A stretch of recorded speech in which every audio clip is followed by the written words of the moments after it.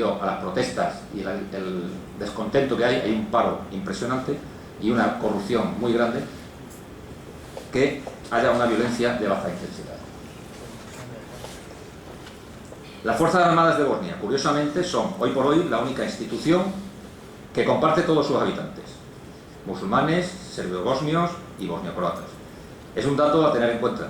Entre las reformas llevadas a cabo en el país, la defensa está considerada como la más exitosa. Al contrario que otras instituciones del país, las Fuerzas Armadas son una institución eficaz. Su carácter multiétnico, implicación en tareas humanitarias, son especialmente valorados por la población. De acuerdo con recientes datos, la institución que además genera más confianza en todos los ciudadanos, en contraste con los gobiernos y parlamentos del país, que son las que menos. Estas condiciones puede decirse que el ejército bosnio tiene potencial para convertirse en un eje donde articular parte de la construcción nacional. La presencia de la comunidad, aquí vemos, esta es toda la presencia internacional que hay ahora mismo en Bosnia y Herzegovina.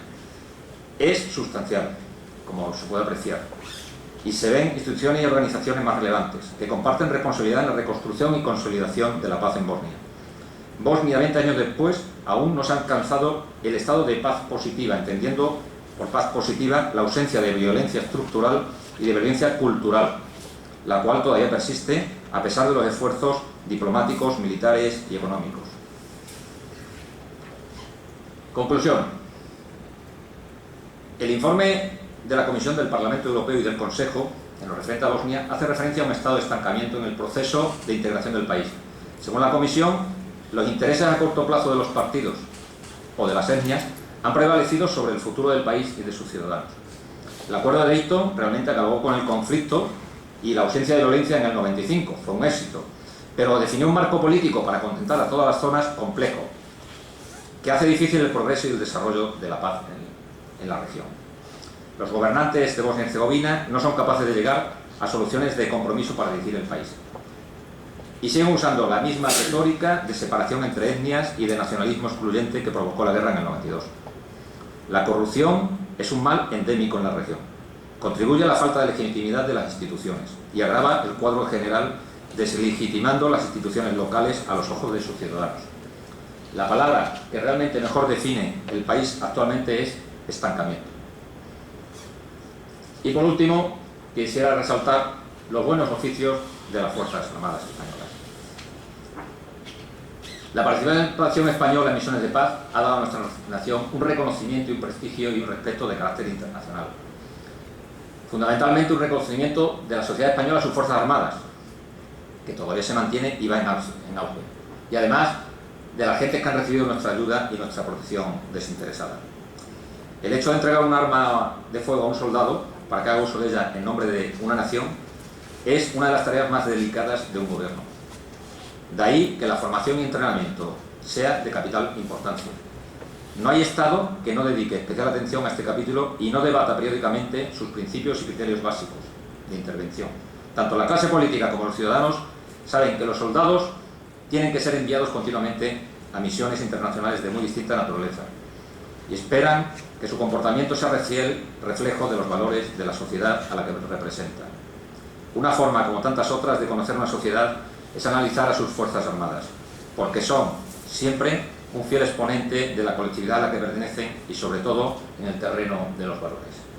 Y por mi parte, mi conferencia, mi charla ha acabado. Espero no haber sido muy pesado, haber transmitido más o menos una idea general de los orígenes de la situación que encontramos en Bosnia cuando llegamos y cómo se encuentra ahora la situación actual.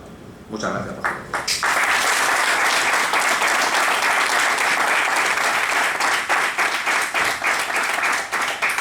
Muchas gracias, coronel Expósito.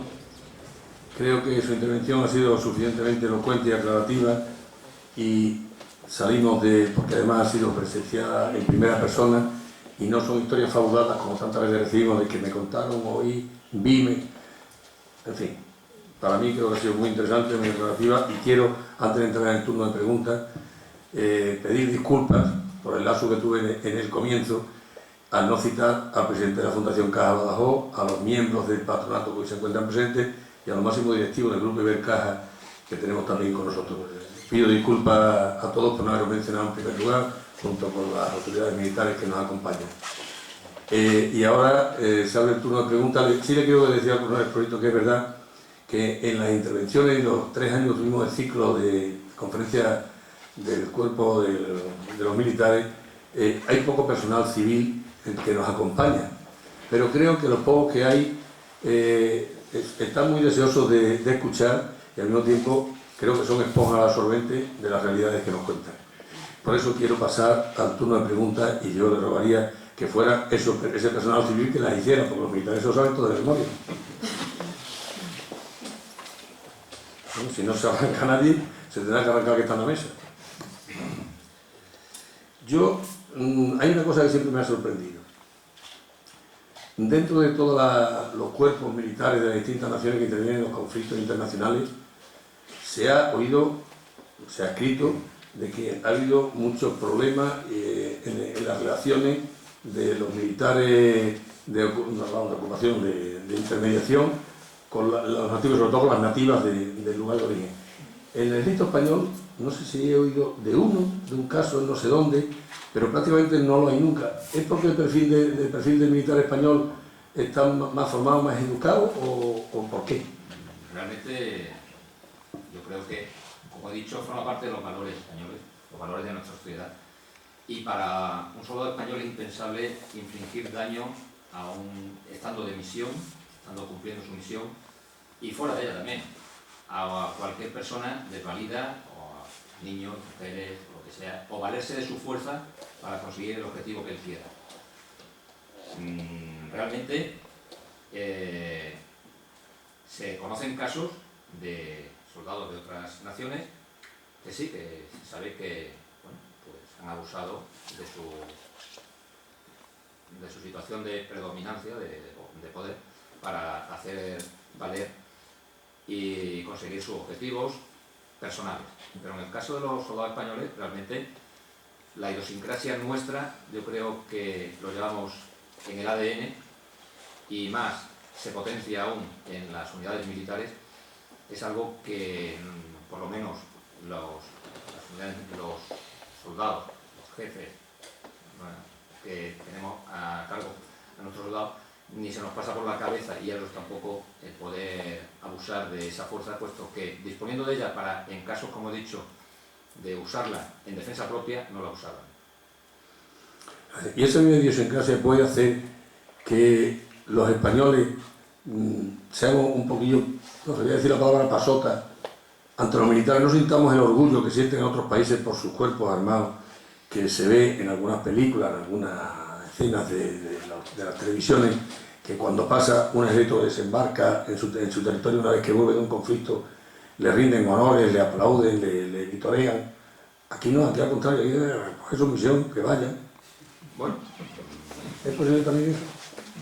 Hombre, la verdad es que sentimos envidia ajena. Yo cuando veo ese retorno de bajas en el extranjero, que hemos visto todos, de soldados canadienses, ingleses, los honores que se les rinden y el respeto que demuestran, pues la verdad es que sentimos envidia, ¿no? Los españoles, la verdad es que yo sé, porque se nota, están orgullosos de las Fuerzas Armadas. Lo que pasa es que, bueno, pues no lo demuestran, pero sabemos de manera efectiva de que la sociedad española realmente está muy orgullosa de sus Fuerzas Armadas, y cada vez más. De hecho, las encuestas que se realizan habitualmente, uno de los elementos de los cuerpos pertenecientes al Estado más valorados vienen a ser las Fuerzas Armadas, precisamente. Eso para nosotros ya es suficiente, no pedimos más. Si alguien quiere participar, si no, yo hago una más y después ya veremos a ver si cae alguien. Bien, lo que está claro y está demostrado es que el nivel de preparación de las Fuerzas Armadas Españolas versus otras fuerzas internacionales está al mismo nivel, e inclusive en algunos casos yo creo que superior. Yo he leído bastantes cosas sobre esto, porque la verdad que siempre he sentido una cierta atracción por la vida militar. Tuve un antepasado mío que lo fue, y bueno, yo tuve una gran satisfacción, como también tuve un descendiente mío que también lo es. Y entonces por eso veo que hay un gran nivel de preparación. Lo que sí me sigue causando mucha extrañeza es que esos francotiradores estaban en Bonia, en ese edificio tan alto, Sí. y estaban masacrando a cualquier persona que pasara por allí, no fueran destruidos con tiros de artillería. Destruye el edificio, destruye al bicho que está dentro. No, bueno, primero nosotros eso no lo podíamos hacer. O sea, nosotros no podemos intervenir. Si había un francotirador, inicialmente, cuando realmente esa torre que he señalado antes estaba ocupada por francotiradores, era antes del alto el fuego al cual se comprometieron las partes cuando nosotros llegamos a la zona. Evidentemente, si había algún francotirador, estaba incumpliendo los acuerdos de las partes y se iba por ellos para evitar que siguieran disparando. Jamás con el uso de la fuerza. No podemos usar la fuerza. Esos francotiradores estaban en guerra contra la otra parte. Nosotros no podíamos interponernos, puesto que no estaba dentro de los cometidos iniciales, ni podíamos intervenir. O sea, estábamos allí para un cometido que en principio, como decimos, era escolta de convoyes y de entrega de prisioneros, etcétera, etcétera. Después ya, con el acuerdo de las partes, que sí llegaron al acuerdo de hacer un alto el fuego, ya nos metimos nosotros en medio y ya controlábamos más, pero no podíamos intervenir tampoco. O sea, si había disparos por alguna de las partes, de hecho registrábamos el número de disparos, llevábamos un control del número de disparos, de lanzamiento de granadas, que los había todos los días, pero siempre que había alguno, nosotros movíamos los vehículos para ir a la zona donde había habido los disparos. Yo creo que también se entretenían con eso y nos hacían movernos, nos hacían dar vueltas con vistas a decir, bueno, vamos a jugar un poco con esto. Pero bien, realmente la intervención directa, hasta que no se estableció la OTAN, entramos ya con la OTAN, no se podía intervenir. Una vez que entramos ya como OTAN, nos cambiamos la boina, entonces esos casos sí eran atacados directamente. Un comentario y una pregunta. Como me la pregunta muy simple, pero desde el punto de vista... Bueno, el comentario es de las dos conferencias que hemos escuchado, la del otro día, la visión de un fotógrafo que estuvo por allí, un fotoreportero, y hoy la de un militar. El punto de encuentro creo que es muy claro, por lo menos yo lo que he extraído lo puedo decir. El gran trabajo que las Fuerzas Armadas Españolas hicieron en Bosnia y el reconocimiento que el pueblo bosnio o croata, o sea, tiene de ello, ¿no? Distinto a lo que se pueda tener aquí en el país, como me lo decía. Ese es el comentario, por lo menos esos dos puntos de encuentro me parecen desde el punto de vista de un fotógrafo, desde el punto de vista de un militar. Pero a mí lo que me interesa es la opinión de un militar que en ese momento estuvo allí o que en otros momentos está aquí, cuando aquí en España y sobre todo en el Parlamento empiezan a pelearse los dos grandes partidos y empezamos cuando tenemos las Fuerzas Armadas afuera y empezamos a decir, no, pero nuestras fuerzas están en misiones de paz, que no van a la guerra, es decir, ¿cuál es esa visión? Bueno, yo lo que es evidente, por lo que he escuchado aquí, o por lo que uno ve en la tele, que nuestras Fuerzas Armadas van a la guerra. Otra cosa que por las ROE, la regla, no se puede atacar, no se puede uno defender, ¿no? Pero realmente nuestras fuerzas, aparte de que vayan en misiones de paz, van a un conflicto o en guerra y por lo tanto... Como bien ha dicho, Emilio, nosotros nos regimos por las reglas de enfrentamiento. Aunque vayamos a una zona de guerra, no quiere decir que vayamos a combatir. Depende de la misión que llevamos y esa misión nos la marcan muy claramente. Y fuera de esa misión no podemos intervenir. La misión la marca el gobierno. El gobierno que se compromete internacionalmente con las resoluciones que haya de Naciones Unidas, de acuerdos de organizaciones internacionales, de nación, bueno, la OTAN, etc. Y eso es lo que nos marca a nosotros lo que tenemos que hacer. Y de ahí no nos podemos salir, no podemos intervenir a nuestro albedrío, porque nos parezca mejor tomar partidos ni nada por el estilo. Gracias a esa imparcialidad, las fuerzas españolas siempre han sido muy apreciadas en todos los sitios donde hemos ido. Primero porque nos preocupamos mucho de que no vamos a masacrar a nadie, no vamos a estar por encima de nadie, no nos consideramos más que nadie. Vamos a cumplir nuestra misión lo mejor posible y a respetar a los que están allí, porque sabemos que estamos en casa de otro. Y lo que vamos es intentar poner tranquilidad y paz en esa casa. El hecho de que nos disparen, como he dicho, nos bombardeen y demás, forma parte del trabajo realmente. ¿Y cómo respondemos a eso? Está marcado, como he dicho, en las reglas de enfrentamiento, en el mandato y en los cometidos que nos marca, que está acordado por el gobierno. No hay más. ¿Alguna otra pregunta? Bueno, pues yo voy a hacer la última y se sale del tema que estamos tratando hoy.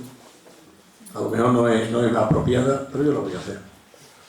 ¿Qué sentimiento queda en un militar cuando por una nefasta orden de un gobierno dicen retirada y dejan a los compañeros aquí, a los compañeros de otros países? Bueno, pues vergüenza. Ya está explicado. Ya está. Bueno, muchas gracias. Si no hay nadie más que quiera intervenir, muy agradecido de nuevo al coronel Expósito y a todos ustedes por su presencia hoy aquí. Buenas noches.